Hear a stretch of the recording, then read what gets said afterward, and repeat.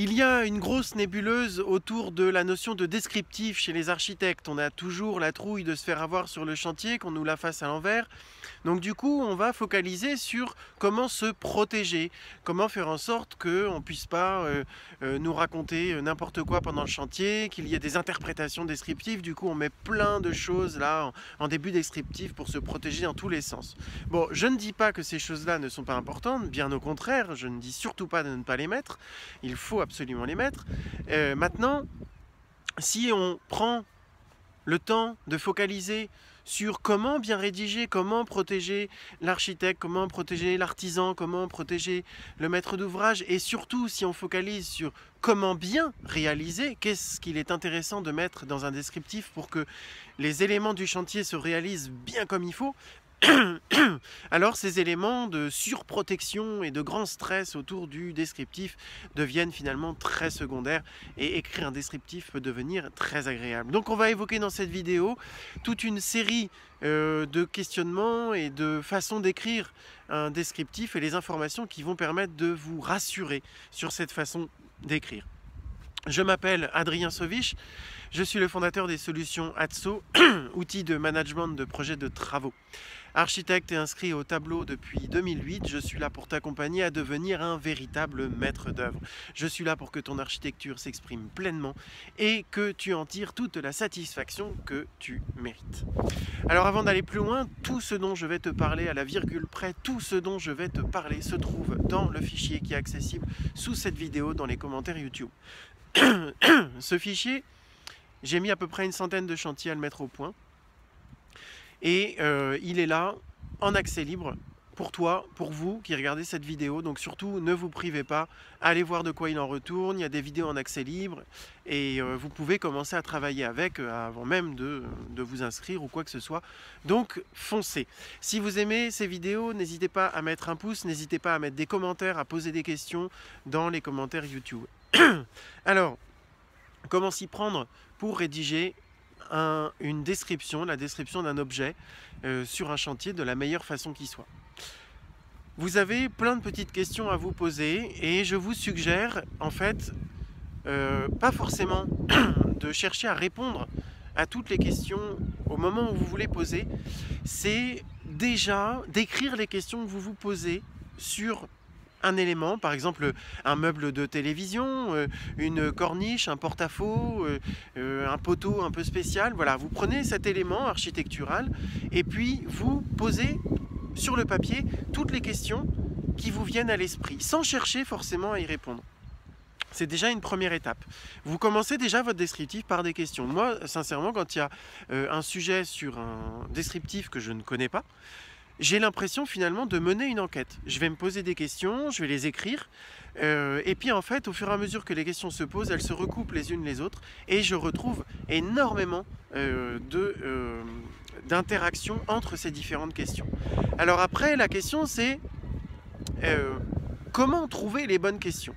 Et c'est là qu'intervient donc ce qui est dans le bordereau, c'est toutes les catégories d'informations que l'on peut mettre dans un descriptif. Alors, on va essayer de passer en revue ces différentes catégories de questions, ces différentes catégories d'informations en capacité de cerner entièrement, vraiment entièrement, un sujet en travaux. Alors déjà, une première question que vous pouvez vous poser sur cet élément-là, qu'est-ce que le maître d'ouvrage peut choisir sur catalogue en showroom? Je ne dis pas acheter, je dis choisir. Donc qu'est-ce qu'il peut choisir? Rien qu'en posant cette question-là, vous allez avoir toute une série de choses à écrire qui vont être plus conséquentes que ce que vous pouvez imaginer. En vous posant ces questions-là, peut-être que ça va vous faire penser encore à d'autres choses. Alors, seconde question, vous allez voir, il y en a une bonne dizaine, donc c'est une vidéo qui va durer peut-être un peu plus longtemps que d'habitude, mais vraiment, c'est important, ces notions-là. Donc, deuxième question, qu'est-ce qui est à dessiner sur mesure? Sur cet élément-là, donc reprenons un peu cet exemple de meuble télévision, on est contraint entre deux murs, et ben on va devoir dessiner une profondeur, on va devoir dessiner une épaisseur, on va devoir dessiner beaucoup de choses sur mesure. Vous prenez n'importe quel élément du chantier, il y a quelques petits éléments à dessiner sur mesure. Ça, c'était pour une deuxième question. Une troisième question, c'est qu'est-ce qui est naturel de devoir faire pour résoudre cet item, enfin cet élément du chantier. Donc par exemple, on est sur une douche, il est normal qu'il y ait un siphon. Il est normal qu'il y ait une étanchéité sous carrelage. Voilà, ce sont ces éléments-là. Qu'est-ce qui est nécessaire de faire de façon habituelle et ordinaire pour que cet élément soit bien réalisé. On parlait d'un poteau tout à l'heure, il va falloir faire un coffrage. Est-ce que c'est un coffrage perdu? Est-ce que c'est un coffrage en carton qu'on va arracher? Est-ce que c'est... Je ne sais pas. Pour l'instant, on ne le sait peut-être pas, mais il y a la question. Et c'est pas grave si on n'y répond pas pour l'instant, mais au moins on aura cette bonne question. Donc là, en fait, on vient de parler des 3 catégories principales, en tout cas les plus importantes, puisque ce sont celles qui vont être, et ça fera l'objet d'une autre vidéo, ce sont celles qui vont être chiffrées et quantifiées par les entreprises. Donc ce sont les 3 catégories, les R, les F et les D. Les R, ce qu'on choisit sur catalogue ou en showroom, ou alors la couleur d'un joint de carrelage ou la couleur d'une peinture, voilà. Les D, pour les détails, ce qui se dessine sur mesure, je liste, je les dessine pas tout de suite, hein, c'est bien ça l'astuce en fait, c'est de lister ce qu'on va avoir à faire, mais de ne pas le faire tout de suite. Donc on liste, pour cet élément-là, il va falloir faire le détail d'un coffrage, le détail d'une petite trappe d'évacuation, voilà, ou un spot encastré un peu spécifique, voilà. Et enfin les F. Les F, c'est tous les éléments naturels et ordinaires que l'on peut retrouver dans un devis pour aboutir au fonctionnement de l'élément du chantier. Donc voilà les 3 premières catégories. Et ensuite, on en a plein d'autres. Alors, on a vu qu'on avait des questions. Donc il y a plusieurs catégories de questions. Il y a les questions qui s'adressent au maître d'ouvrage. Quelle taille vous faites? Ben oui, on parle de ça aussi. Quelle taille vous faites pour mettre la hauteur du plan de travail au bon endroit ou la hauteur du miroir au bon endroit? Si vous vous adressez à des personnes qui font 1m55, 1m60 ou des personnes qui font 1m90, quelque part, il y a un moment, il faut savoir où se trouvent leurs yeux. Donc, ça fait partie des questions, ça fait partie du descriptif. Et sur le chantier, quand vous direz à l'entreprise, bah non, non, non, le miroir, il est à telle hauteur, vous aurez la hauteur de la personne dans le descriptif, ce qui prouvera bien que vous vous êtes posé la bonne question et que l'entreprise doit faire tel que vous l'avez décrit. Donc les questions aux maîtres d'ouvrage, les questions aux fabricants, les questions aux artisans, les questions, on a fait les 3 questions les plus importantes. On a ensuite d'autres éléments, 2 autres éléments qui sont les vigilances architecturales et les vigilances techniques. Ce sont des éléments sur lesquels, à l'instant, nous n'avons pas forcément de façon de le décrire ou de choses précises. Par contre, on sait qu'on doit faire attention. Par exemple, vigilance technique, le particulier ou la personne, le maître d'ouvrage en tout cas, qui vous apporte le chantier, n'est pas encore complètement propriétaire du bien. Vous vous rendez compte que le sol, il est un peu branlant. Les carrelages ont l'air de pas très bien tenir. Il n'est pas chez lui, donc on ne peut pas savoir concrètement comment on va faire le support pour le futur sol. Ok, on va écrire qu'effectivement, on n'est pas encore capable de le dire. C'est une vigilance technique, mais on peut l'écrire dans notre descriptif. Et en fait, le descriptif, il va se faire du début, du premier jour où vous rencontrez le client, jusqu'à la fin, en fait. C'est pas quelque chose sur lequel on attend la fin pour le rédiger. Ça, c'est du masochisme, ça. Il faut commencer l'écriture du descriptif au premier jour. Bon.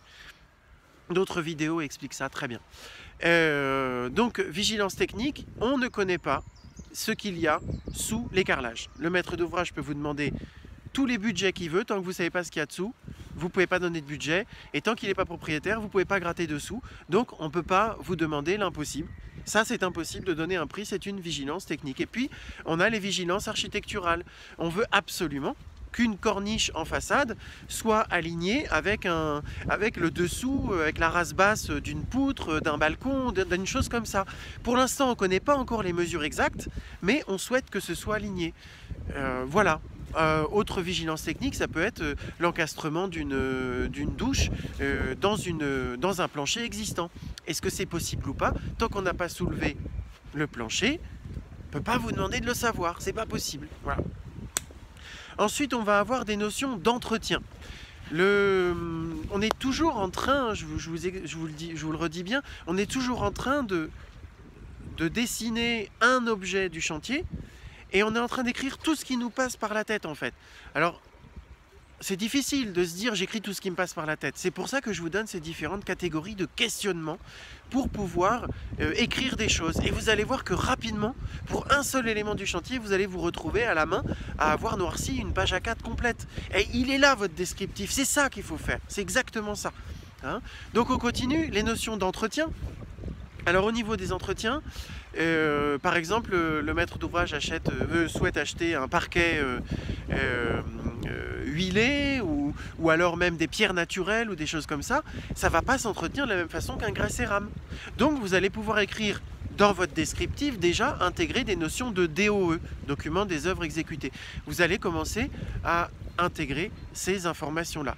Donc voilà toute une série de façons de décrire un élément du chantier. Alors chez Instant T, on appelle ça un topic. J'ai eu beaucoup de mal à ne pas prononcer le mot topic jusqu'à maintenant. Mais voilà, un sujet de chantier, un topic, c'est une douche, un espace soin, c'est le lavabo, c'est la finition de sol, c'est les finitions murales, c'est l'éclairage, c'est le radiateur. Chaque chose que je viens de citer là maintenant tout de suite, c'est un topic. Et un radiateur, par exemple, prenons un radiateur, pour ceux qui ont envie de rester un peu dans la vidéo, tant pis, on va être un peu plus long.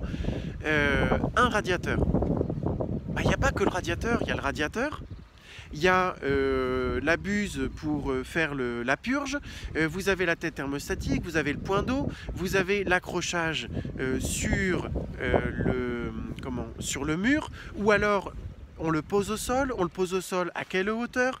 Est-ce que c'est un ancien radiateur qui est peint, qui est emmené au sablage ou au bain d'acide et qui est repeint, qui est remis en place? Est-ce qu'il n'y a pas un doublage que l'on vient mettre derrière ce radiateur et du coup on va être obligé de décaler les pattes ou peut-être même de le poser au sol? Donc ça veut dire qu'il y a une interaction avec la finition de sol. Est-ce qu'on l'a fait avant? Est-ce qu'on l'a fait après? Voilà par exemple le radiateur, je viens de vous citer plein de trucs comme ça de tête. Parce que vous allez avoir plein de choses. Et puis, on peut continuer. Le fil, il peut aller plus loin. Le fil d'association d'idées, je veux dire. Maintenant, comment est-ce que la température de l'eau de chauffage va être réglée? Est-ce que c'est un thermostat? Est-ce que c'est uniquement la tête thermostatique? J'en sais rien. Posez la question, posez-vous la question, écrivez-la. Et c'est comme ça que vous allez montrer à votre maître d'ouvrage que, avant même de vouloir absolument résoudre quelque chose, il y a énormément de questions à lui poser en fait. Et il va comprendre votre métier, il va comprendre cette partie de maîtrise d'œuvre qui vous anime, parce que sans la maîtrise d'œuvre, vous ne réaliserez pas votre architecture. C'est mort. Ah, voilà. Bon, je pense que je vous apprends rien, mais dit comme ça, c'est peut-être un peu abrupt. Mais si vous ne maîtrisez pas les prix, si vous ne maîtrisez pas les quantités, si vous ne maîtrisez pas tout ça, votre architecture, vous allez avoir du mal à la faire vivre. Vous allez avoir du mal à justifier vos honoraires, à justifier votre temps passé. Donc, montrez toutes ces choses-là avec toutes les catégories qu'on vient de lister dans cette vidéo.